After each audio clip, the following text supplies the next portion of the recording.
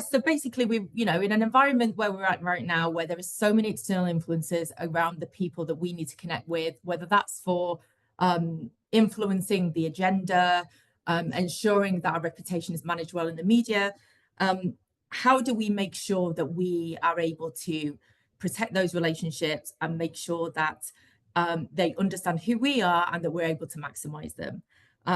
Our panel today is, again, as mentioned, a fantastic panel. We've got Jo Field, who's the founder and CEO of JFG Communications, and also voted one of the 100 most influential women in Westminster.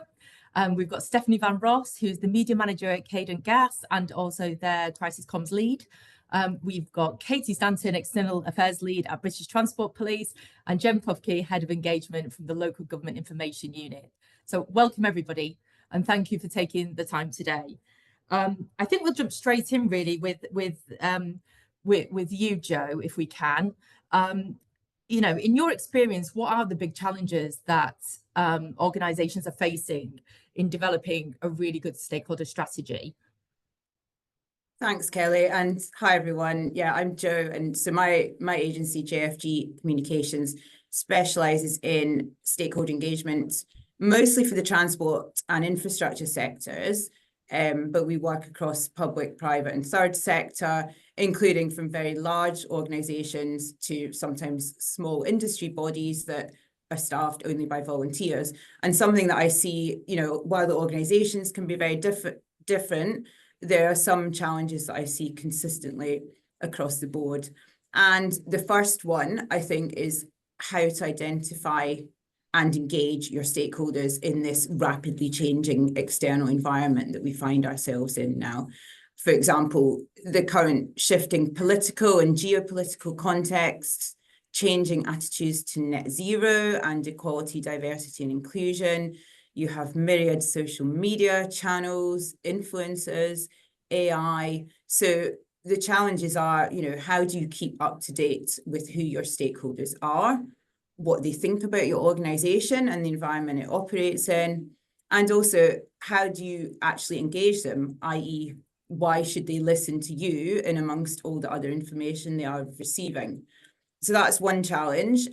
Another challenge, and I think very relevant in today's economic backdrop, with budgets tight, and I'm sure many of my fellow comms professionals on the call will empathise here. As comms and engagement professionals, we sometimes have to make the case to our own organisations for the value of the work that we do. So one of the challenges might actually be financial, ensuring that you have enough budgets to dedicate to engagement. But I would, of course, argue that investment in your stakeholder strategy is essential. That's great. Thanks, Jo. And I'd love to come to Jen now, if that's possible. As something you mentioned there, Jo, I think is quite key, which is, why should they listen to you? Why should these stakeholders listen to you?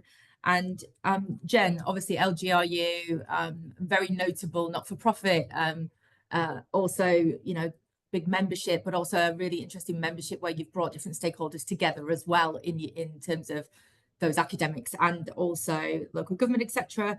But how do you stand out with all these competing voices when, I know that your media coverage, you do often get in those kind of leading publications, but with so many voices and campaigning voices around, how do you stand out? Thanks for that, Kelly, and thanks to my fellow panelists this afternoon. It's really, really lovely to be involved in this discussion, very timely. I'd say in response to that, there's really three key things I think that for LGIU really drives our engagement work. It's our values, it's our research, and it's our connection. So everything that we do at LGIU is, we're a values-driven organization. So everything we do and that we've been doing for the last 40 plus years, we're driven by our commitment and our values around enhancing and supporting local democracy. So that reputation, that history, that kind of being very values driven means that when we are out and engaging with stakeholders, whether that's press relationships, political relationships, that sort of thing, it's not just going to be a quick hit. We're not just going to kind of secure that exclusive and then be gone and not keep in touch. For us, it's very much about the longevity and the trust in building those relationships, as I say, whether that's, other sector organizations, press relationships, political relationships, that sort of thing. The second key piece that I mentioned is everything that we do is also grounded in research. So it's really driven by our members' experiences and insights. And that carries a significant amount of weight, again, with the range of stakeholders that we're engaging with. Kelly, you mentioned the press coverage and that sort of thing. I mean, as I say, a good example of that is, for the past 12 years, we've been producing an annual kind of benchmark of the state of local government finance. That is now something that is kind of built into the calendar year. It's a significant piece of research. It's built that reputation, but stakeholders know to kind of expect that. And so we're able to engage with them in a really specific way around that. Last piece I would say is that piece around connection with our engagement. So it's tricky to do, but it's about, genuinely being useful as much as possible, and relevant to the stakeholders that you're communicating with. So for example, if it's this cohort of new MPs, they very much want to know about what does this mean for my constituency, and making that kind of engagement really local to them. For regional press, for example, we cut that annual research that I mentioned as an example. We cut that by region and then target those regional, kind of press contacts in that way. So it's really about making it relevant, and connecting with those key stakeholders to make sure that your engagement is distinct. And then I guess the last thing I'd kind of slip in is that connection might not always just be competing with other stakeholders. It can be about being a convener too. So it's about actually, maybe sometimes it's about bringing your competitors in the room and having those conversations and being the facilitator and the convener. And I think especially in the kind of the changing landscape that you mentioned, Kelly, I think that's increasingly more and more important. So I'll leave it there. I think that's really interesting, and I definitely, from speaking with many other organizations as well, this piece of having something to offer, whether it's evidence or data, is key, because it gives you something they can get from you, as Joe mentioned earlier, like what is in it for them, and if there is some kind of data or access, that can be very helpful. Katie, turning to the public sector here, British Transport Police, large set of stakeholders, I think the whole network that you're responsible for. Having a large set of stakeholders, because often we think about whether it's political stakeholders or media stakeholders or industry stakeholders who have an interest or a sense of influence over the objectives that we have. If you have such a large set of stakeholders, how do you ensure that you're paying attention to them all? And is there a bit of a risk with the quieter stakeholders, for example? Yeah, so thank you for having me. So just for some context, the British Transport Police has a national remit. We're responsible for policing the railway across England, Scotland and Wales, which means our stakeholders run far and wide. The Scottish Government, Welsh Government, UK Government, local authorities, mayoralties, and train operators and infrastructure owners, so people like Network Rail, HS1, TfL, and freight companies.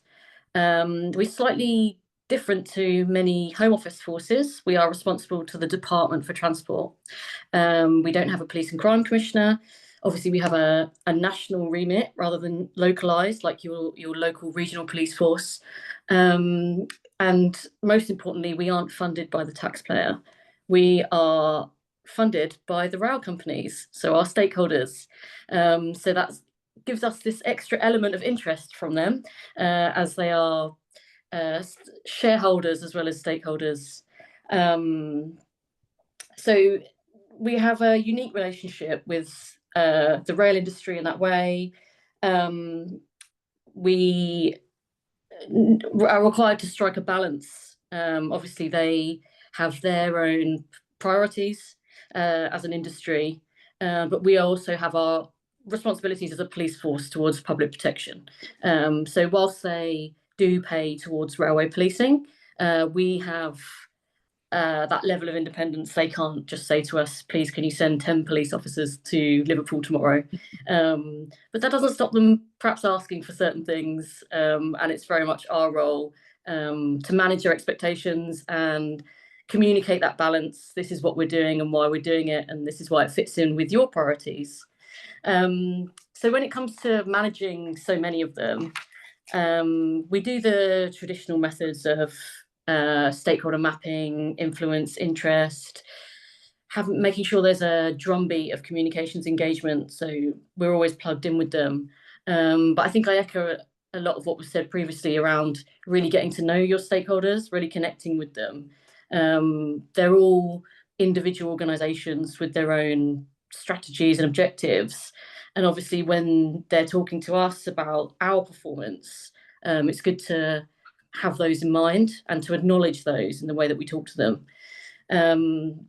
You know, what's in it for them? We have to be quite careful about, I can't necessarily communicate about this great initiative that we're running in the southeast of England to our stakeholders in Scotland. And sometimes that can have the opposite effect, because they feel, why are you telling me this? You know, they don't feel as special as you want them to if you're telling them about things that just aren't relevant to them. So yeah, we very much have to get to know them, understand what they want to hear from us, as much as making sure that we prioritise what we want them to hear. And then the second part of the answer is around using our internal colleagues. So having such a broad organisation, internal stakeholder management, I think, is just as important when you're looking to engage with external stakeholders. And especially in my organisation, I have 4 people within the external affairs team. But if another organisation wants to speak to the police, you know, 9 times out of 10, they don't want to speak to me. They want to speak to someone in uniform. You know, they're the operational experts. So very much our role is to make sure that our internal colleagues are equipped to have those conversations. We provide lines to take. And then in exchange, they help us build that picture that I was talking about before around really getting to know our stakeholders. You know, we're not just stakeholder communications, we're stakeholder managers. So we're really managing how we talk to them, getting to know them, and making sure that they are receiving two-way engagement from us rather than just a communication. I think that's a very interesting point, Katie, around this kind of internal experts and putting the experts front and center, and the idea that we are managers, and that, you know, making sure that they can see the level of expertise the organization holds, so that they can have that, build that credibility and confidence. Stephanie, and this must resonate with you. I mean, Cadent's obviously responsible, is it for 11 million homes around the UK? Over half the gas supply to homes. So again, equally as many stakeholders, but that must really resonate with you. And Absolutely. I mean, we're the largest gas distribution company in the UK. So as you said, 11 million homes and businesses we supply gas to. And that's from the northwest down to London, you know, east of England over to the Welsh borders. So looking at that, there's a broad spectrum of people that we need to talk to, and our stakeholders, whether it's the political side or the media side. And different media will be interested in different things and have different, and you know, you've just got the whole cities, villages, the whole, so different. And I think is very key on knowing your stakeholders, what they want, but also for us, we do need to at certain times target certain stakeholders. What are they interested in? What do we need to be telling them? Why will they be interested, or why won't they be interested? And then it's just getting that balance really, but also continuously reviewing your strategy, what you're doing, having a good strategy in place as well. I know some people don't have any strategy at all, but you need to have an idea of why you're talking to various stakeholders, what they're interested in, and what are those messages that you need to get across to them to actually pick up and understand what you're doing. Definitely. And in terms of those kind of media relationships, you know, how do you kind of measure that they're listening, or kind of check the temperature of the relationships? If there's a bit of a media flare up, or or maybe some myth busting that needs to take place because the press have misinterpreted something and you're there to correct. How do you decide whether to get involved in the public debate or not? And what kind of I think I have two examples of that really. So it's a small scale and a larger scale. So on the smaller scale, we do have incidents. We've recently had in North London water got into our gas mains, and we found out who the local media were going to be, and obviously we use those, and I would say that was our target of we need to get the messages out to this media, whether it was the Evening Standard for the whole of, but there's the local newspapers just specifically for a particular area as well.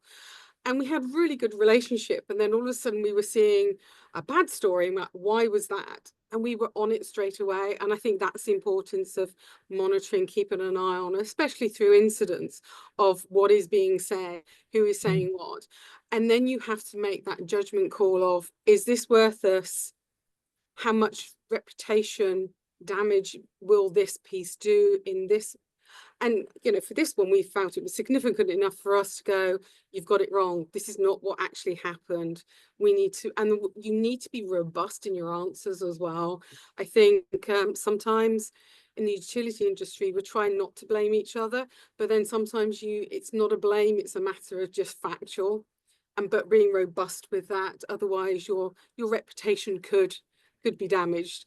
But it is going in there, talking to the journalist, and if necessary, you have to escalate it to an editor and ask for a retraction or a change of. It's not being afraid to do that. And I think it's building those relationships with journalists that will help you get what you want, or you know, some changes done, even if it's not 100%, but it's being on it, it's understanding and nipping it in the buds very quickly. On a larger scale, we have been involved with very large major incidents. Grenfell Tower, Fire Tower is an example.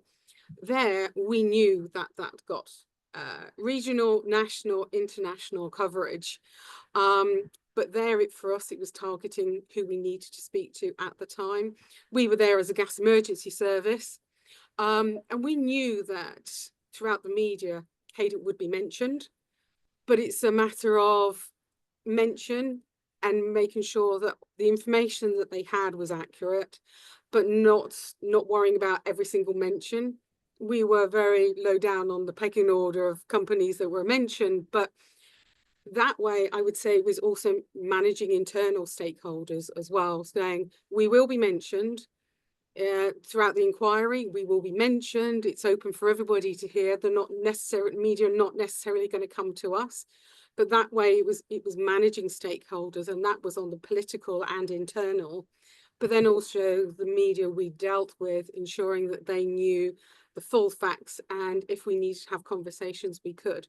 And I think it is key importance of that reputation management is that building those relationships where you can, but also internally on a stakeholder management of the priorities and the impact it really does have, and when should we or shouldn't we be worrying about things or taking further action with those stakeholders as well. That's really interesting, and I'd love to bring that back to you, Joe, if I could. You know, the concept of when do you kind of get involved, or when do you just let something eke out? How do you often with your clients when do you advise to actually this is something that you should kind of go and myth bust against and you know, make sure that they know where it is? Or is it that you wait for it to potentially start knocking out other stakeholders' opinion when you need to kind of then jump in with both feet? What are your thoughts on that? So it's definitely a case-by-case basis.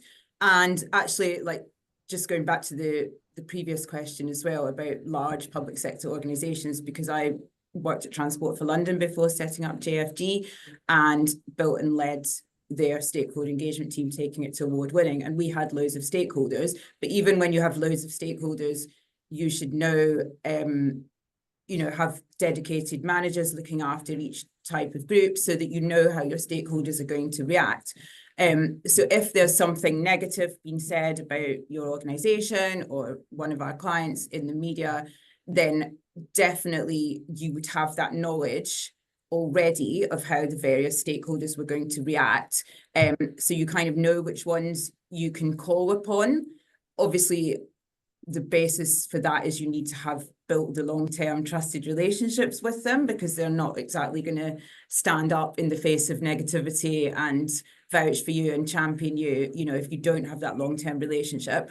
But you should know already without having to go and ask them which ones you can call on. So yeah, I think that's pretty key, having that understanding and knowing who you can go to. That's great. And it comes back to that kind of age-old saying of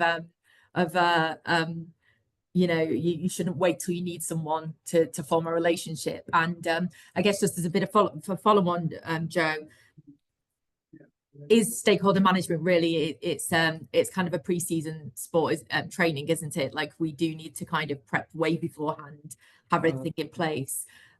It shouldn't, you know, a stakeholder plan shouldn't be something that is sought when crisis has happened or a new policy is out. It's something that should be done all year round, should be something that is part of your overall like organizational strategy, and should very much kind of be adhered to internally as well. Yeah, exactly. It's stakeholder engagement is a long-term process. So yes, as you say, you need to have a proper strategy in place. It's like what I was saying at the beginning, you can't afford not to invest in your stakeholder engagement strategy, because you're building relationships over time for the long term. And what you're aiming for is advocacy. You're aiming for your stakeholders to partner with you on campaigns and media activity. You want them to champion what you're doing in good times and bad. But that does not happen overnight. Like, you can't wait till there's a crisis and then think you can call someone and ask for their support, because that's not going to happen. You need to have built these relationships over years. And that's why, you know, there is a difference, I think, between stakeholder engagement and media relations sometimes. So yes, although you do want to have your relationships with journalists and the media, often that's like a story that's happening in a snapshot of time, and you'll have a media issue that will then die down. But your stakeholder engagement is long term, it's thought out, it's planned, and it's long term. Great. And Jen, if I could just come to you on something kind of from this kind of scenario. So obviously you need to engage over time, you need to have these relationships in advance. What channels are we looking at to kind of check on our stakeholders? We discussed a little bit about monitoring them and monitoring these relationships and monitoring our reputation, but obviously our stakeholders are engaging with each other through different channels. You know, MPs used TikTok in the election, which was very interesting to watch. But also, you know, we've got a very different parliament right now from the political stakeholders, where they're extremely media savvy. They know what they're doing with the media. They're on podcasts, etc. Our other stakeholders might be engaging through new channels. How do we keep track of everything going on around the relationships that we know we're going to need to campaign? Yeah, so I think there's two things for me, and the first one I think connects with what colleagues have been saying just now as well, is about understanding your capacity as a team. So I'm reflecting on, you know, whether if you're a larger organization, you will have more capacity to monitor more channels, but I think part of that is it's understanding what capacity you have, but then also knowing where your priorities are. So I think a key part of that is knowing that you might not be able to cover all channels at the same levels. I think that's a really key piece. And then thinking about sort of where your key audiences are and making sure that you're prioritizing those.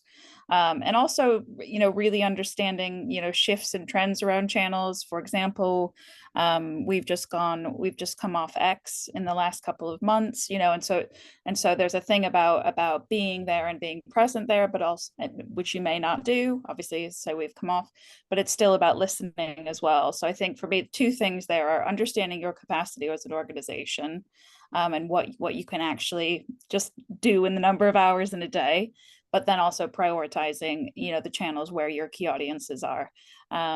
Yes, yeah, that would be my thoughts there.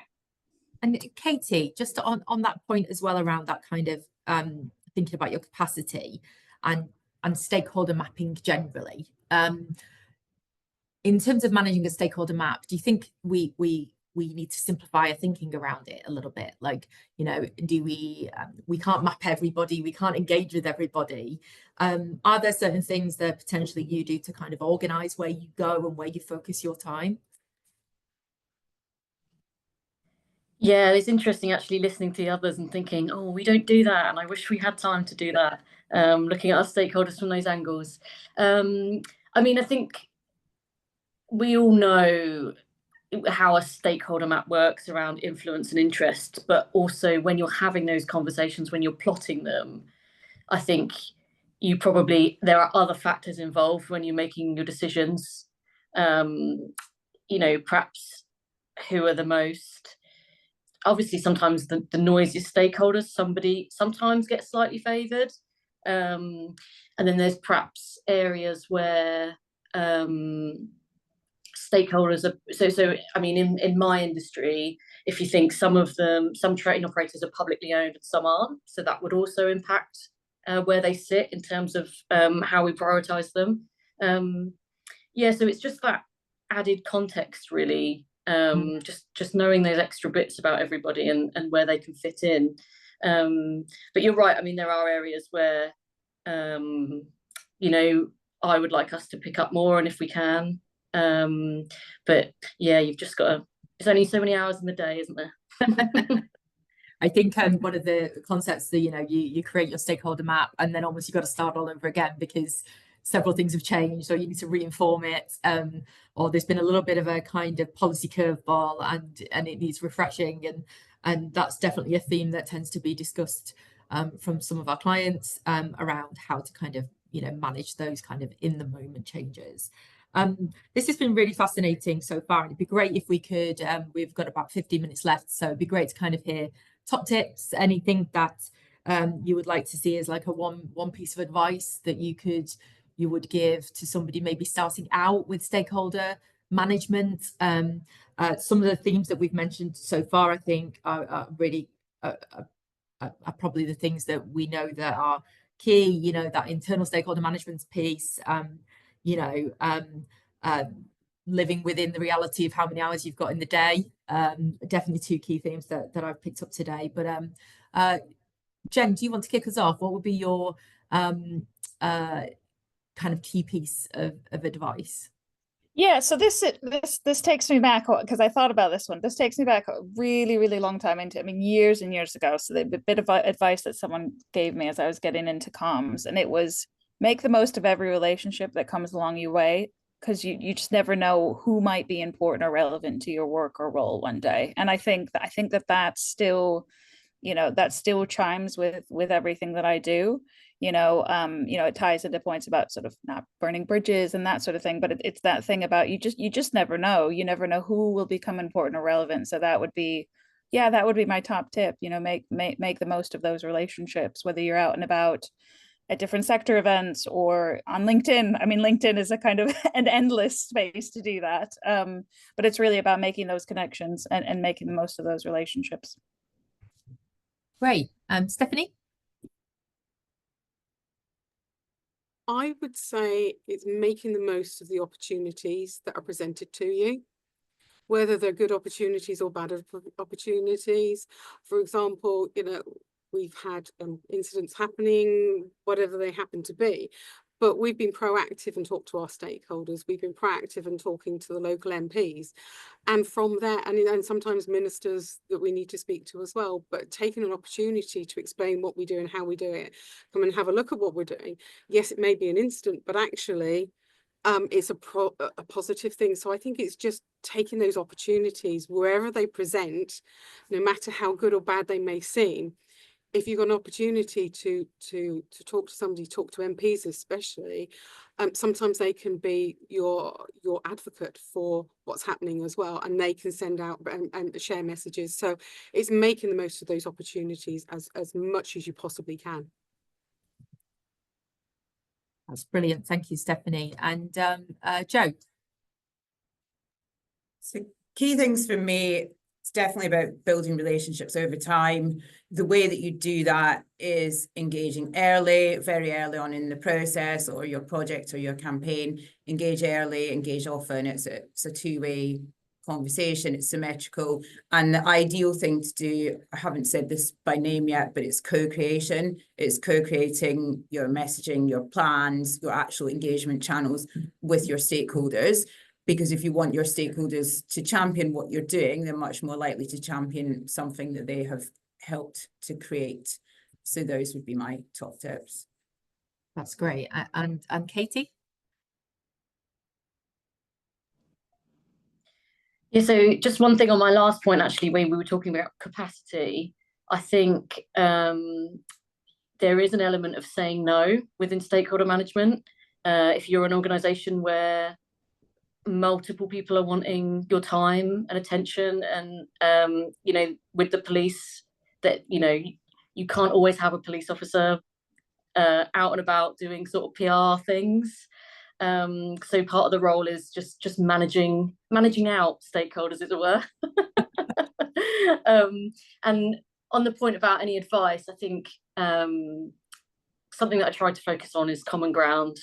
So a lot of the people that I'm working with, we're all working towards a safe and secure railway. We may disagree about how to get there, but that is the common ground, and that is, the common goal at the end of the day. And I think that enhances conversations when you remember that. That's a really good piece of advice, especially if that external noise might have influenced stakeholders or led their opinion in one way or the other, that you can get back to the point of the relationship in the first place. Thank you so much for that. We've got 10 minutes left and we've got some fantastic questions that have been posed. So I'll just go through those, and if anybody wants to jump out with any thoughts, please do feel free. So one of the first ones we've got here is would be interested to know how the panel would manage political stakeholders in crisis scenarios, specifically MPs, and what this involves. So does anybody want to kind of pop a comment on that one? I'm happy to start off with that one. So I would say for us, we go out proactively. Whenever we've had major incidents and we're talking large loss of gas supplies or explosions or anything like that, we go out proactively. We go out proactively with our regulators and with a local MP as well. And that's really to get there to go, this is the information, this is the correct information. You may hear rumours and that, but this is what's happening and this is what we are doing about it. So I feel that's a two-way street, as in they will understand what's actually happening. Then they can also provide information to others and understanding, and then constituents will be going, MP, can you hold this company to account? And we can go, I am talking to I'm talking to this company, and the proactivity for us has always been far more beneficial than just waiting to see what happens, going out, making that contact. If they're not interested, then you've made contact, but it's really being proactive and talking to them. And that's one of the reasons for helping build relationships. You may never have spoken to an MP beforehand, but this is your starter, and making that good impression of we're not trying to hide anything. You may not be able to give them full details, but it's that starter of, we're here, we want to talk to you. What information would you like from us? And then the proactivity has definitely worked for us. Yeah. Great. Anyone else? Yeah, I would agree with everything you said, Stephanie. And I think the other point to make is around making, your political stakeholders are part of your stakeholder strategy. So, early on, you would have mapped out, we've got a new-ish parliament. So you would have mapped out who are the new MPs that I need to meet, in terms of which constituencies are relevant or which APPGs or select committees they're on. So hopefully you would have started to build some of these relationships, and you wouldn't just be, even though you'd be proactive when there's an incident, you wouldn't just be going cold as this is the first time that you've met them. Just to follow up on that as well, we've got another question that followed up that previous question around rebutting MPs who might be misrepresenting you because it fits with their agenda. That's obviously quite specific, but is there a tactic to rebutting an MP that might not be representing appropriately the situation or the organisation? Well, I would say definitely to have a one-to-one meeting with them to build their understanding, because they're obviously in a position of influence. So you want them to have the right information, you want them to have your lines. So yeah, having the private meeting first to build understanding and try and get them on the same page.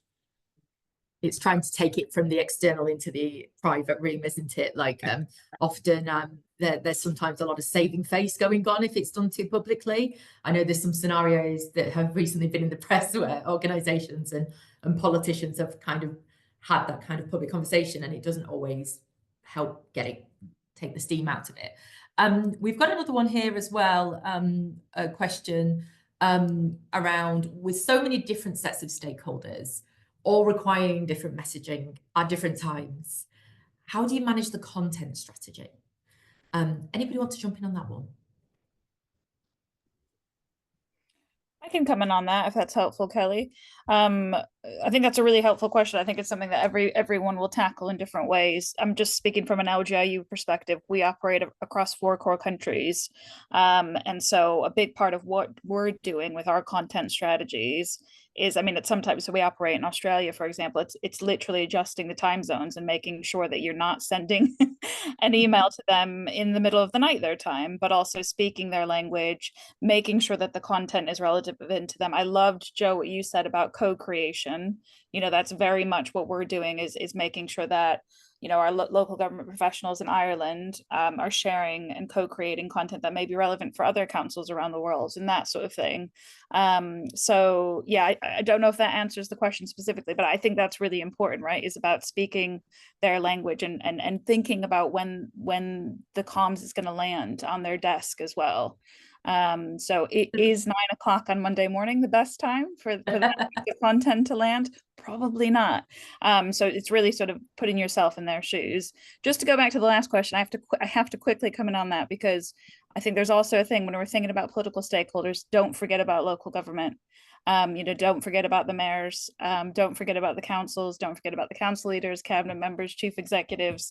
You know, there's a whole layer of political stakeholders that you know, put them in your arsenal, and think about how you use them. So sorry to go back to the lst question as well. I agree, Jen, and I would have been surprised if you didn't say that. So, as somebody who I know who is very passionate about engaging with local government, and I am 100% in agreement.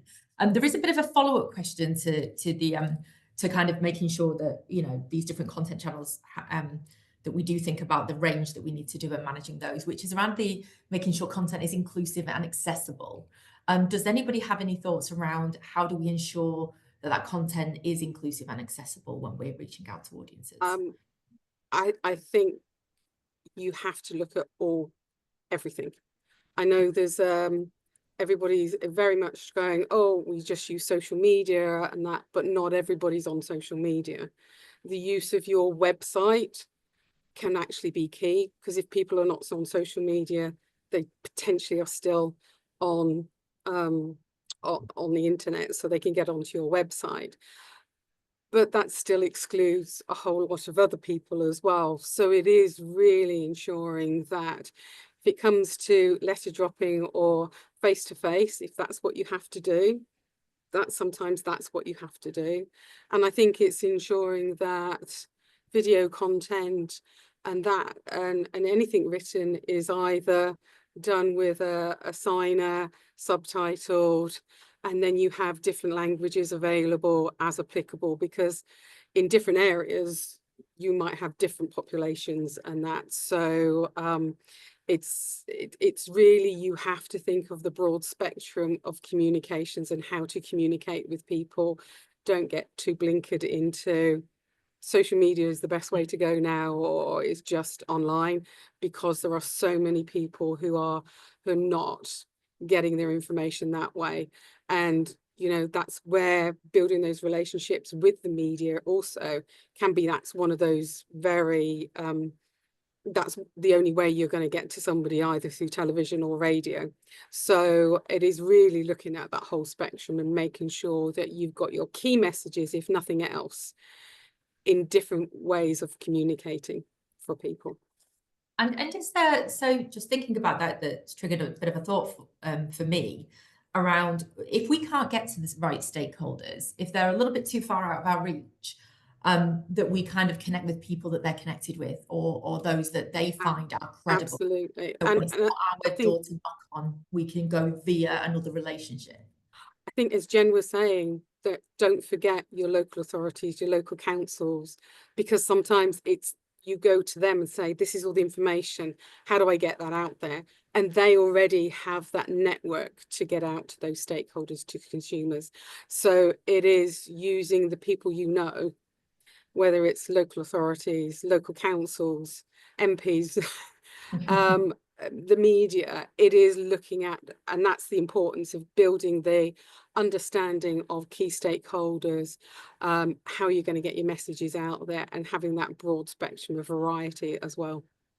Yeah, and just building on that, the onus is on us as stakeholder engagement professionals. You know, we shouldn't be saying, oh, this audience is too difficult to reach, because every audience is easy to reach for someone, and it's our responsibility to make sure we do reach them. So if we don't have the connections, we need to go to a representative group or a third party that can help us to reach them.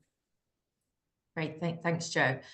So 2 more questions, and we've got a couple of minutes, so hopefully we can just tackle these 2 that I think are really useful for the discussion. The first one is, any thoughts and tips on strategies for helping internal stakeholders consider wider external stakeholders? And I can imagine this is very something that we all are aware of, which is that internal education around the importance of external stakeholders and the activities that we do. Any thoughts around that, or any tips that we can give? I think it's about helping your internal stakeholders to think about what's in it for them. So if they're perhaps involved on the policy side of things or the technical side of things, well, you can work with stakeholders to help you shape better policy, or, you know, it's coming up with what's going to help them in their jobs, and then to help them think about, well, this is why you need to consider working with external stakeholders, and making sure that we're working with them to build understanding of what we do. Great. Anyone else? I was just going to say, I think there's a thing about impact and making that case internally as well. So I can remember one of the first things I did when I came to the OGIU was I brought in an impact report, which kind of brought all the different threads together around media impact, external stakeholder impact, membership impact, and that sort of thing. So I think there is something about building that case internally, where showing internal stakeholders that the impact that this has, that this engagement can have in the short term and the long term. Great. One final question then, and we will wrap up. And this has really been a fascinating discussion. So thank you. Which is a fantastic question to end on. On a practical level, how do you suggest integrating these concepts best practice into a playbook? Are there key things that are frequently not included, or structures that work better? So if we are going to create our playbook, we've had this great discussion. We've thought about the external environment. We've thought about our internal side. We've taken a look at ourselves about, this is a management role. We can only do so much in a day. But how do we make this into almost like a playbook that we can return to or use to help others understand what we do, what we are doing in terms of our stakeholder strategy? I think you've got to put the time in to do the plan. You've got to start somewhere.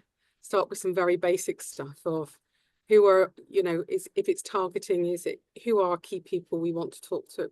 But it's a step before that. Is it, what do we want to be saying to people? What do we want to say to these stakeholders as well? So it's getting that understanding, but you've got to start somewhere. So start with some of the basics and build on your playbook that way. Yeah, I'd agree with that. Just don't try and bite off more than you can chew. I think especially in the current environment, and make sure that you know, that whatever the playbook is, it's agile, because you never know what tomorrow is going to bring. And I would also just make sure, don't forget local stakeholders in that playbook as well. Yeah, fully second that. And yeah, I think it's just about making sure you're identifying who your stakeholders are, engaging early, engaging often, and co-creating. Great. Well, thank you everyone for your questions, and thank you to our wonderful guests today. I think this has been a fantastic discussion, and we are going to do a little bit of a write-up, and we are going to follow this with a bit of a playbook guide. So nicely leading me into that from that last question. So thank you very much for the person who posted that. We will have this wonderful guide that will give you lots of tips, checklists, etc., to create your playbook, and lots of things to think about. And the guests' tips and tricks will be included in that too. So thank you again for everybody taking part. Thank you to the guests, Jen, Stephanie, Katie, Joe, and please do let us know if you have any more questions. We're happy to answer after the session. Thank you, everyone. Thanks. Thank you.